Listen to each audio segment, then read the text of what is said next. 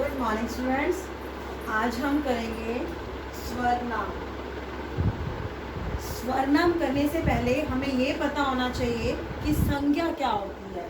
संज्ञा मतलब नाम वाले शब्द, जो शब्द किसी व्यक्ति, वस्तु, स्थान के नाम को बताएं, वो क्या होती है?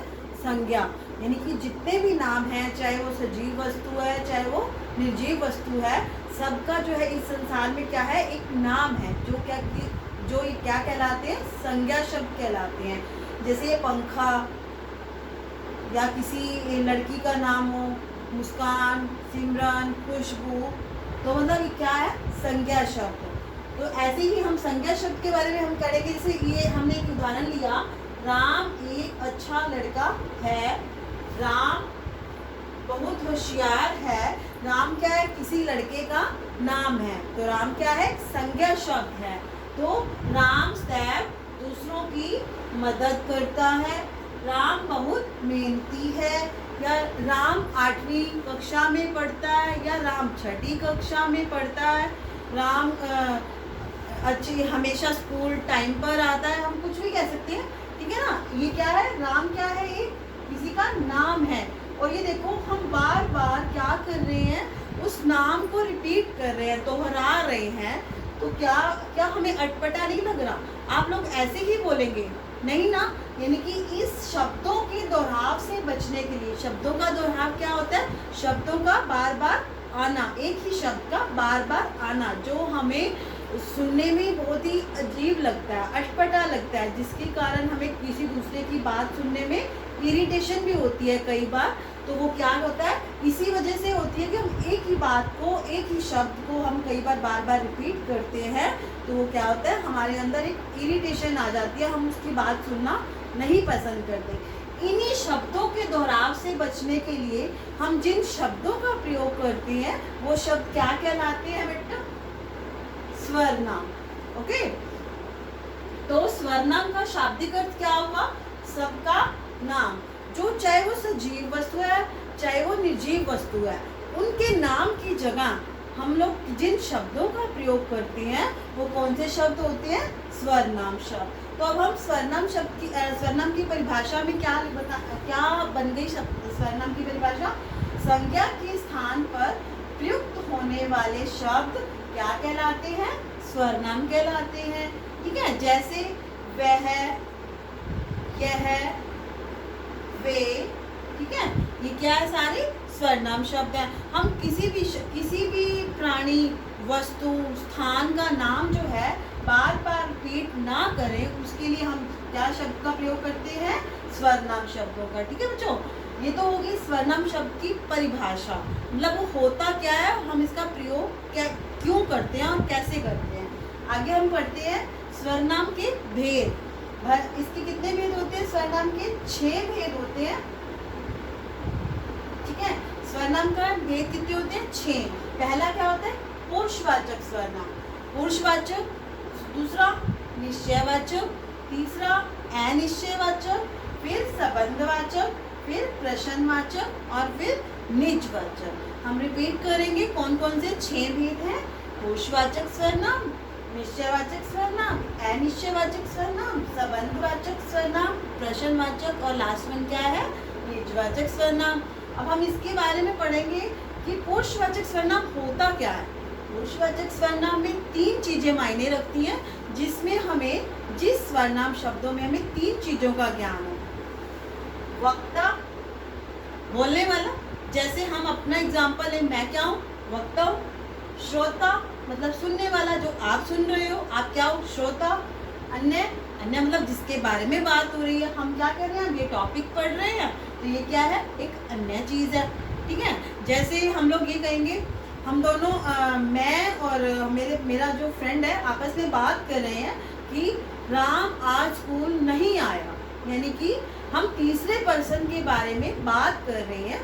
तो इसमें क्या कौन कौन हो गया? वक्ता जो बोलता है, श्रोता जो सुनता है, और जिसके बारे में बात हो रही होती है वो कौन होता है? अन्य। तो ये क्या होता है?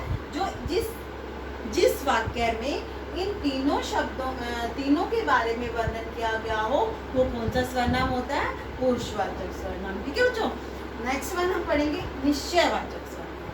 निश्चयवाचक मतलब किसी भी काम की करने की निश्चितता की ओर संकेत करता है। निश्चितता मतलब कंफर्मेशन, हमें उस चीज को, उस काम को करने की क्या है, हमें कंफर्मेशन है, हमें पक्का श्योर है कि वो काम है इसी। जैसे हम इस मार्कर की बात करते हैं कि ये मार्कर मेरा है, क्योंकि हमें कंफर्म है कि ये मेरा ही है।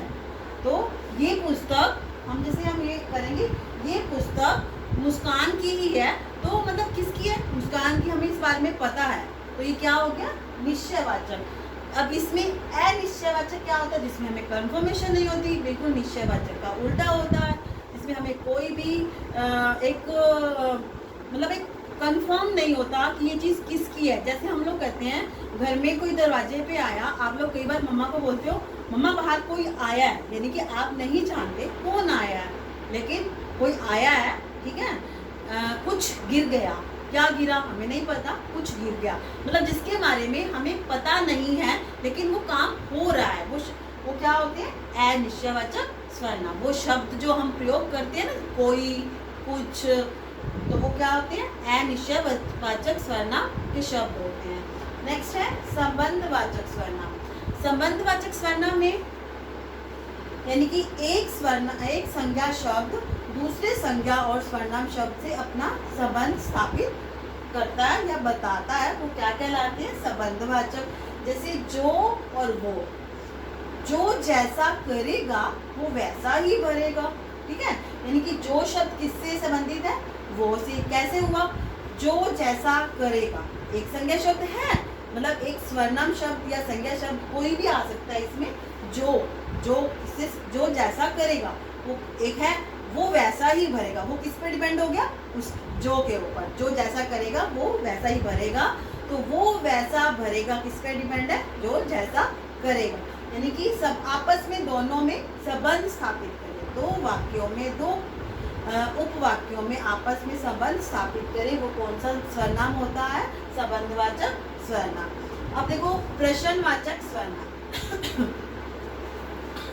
प्रश्नवाचक सर्वनाम में जिसमें हम प्रश्न पूछते हैं, क्यों, क्या, किस लिए, मतलब जहाँ पे हमें ये प्रश्न पूछा जाए वो कौन सा सर्वनाम होता है, प्रश्नवाचक सर्वनाम। जैसे ये पेन किसका है, ठीक है, ये पौधा किसने लगाया, इस स्कूल के प्रिंसिपल कौन है, हम पूछ रहे हैं, ठीक है ना।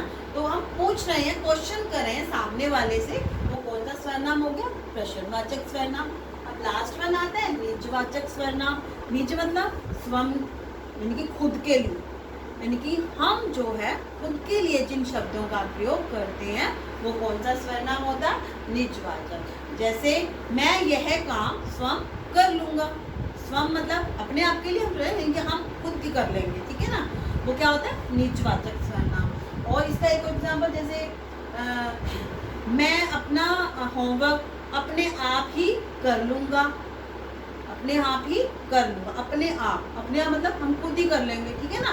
मतलब जो अपने लिए, स्वयं के लिए जो प्रयोग किए जाते हैं, स्वयं, खुद, अपने आप, वो कौन सा होता है, निजवाचक सर्वनाम। ओके स्टूडेंट्स, ये है मतलब सर्वनाम का भेद। सर्वनाम के कितने भेद होते हैं, हम एक बार रिपीट करेंगे। सर्वनाम के 6 भेद होते हैं, पुरुषवाचक, निश्चयवाचक, अनिश्चयवाचक, संबंधवाचक, प्रश्नवाचक और निजवाचक। Okay students, good bye.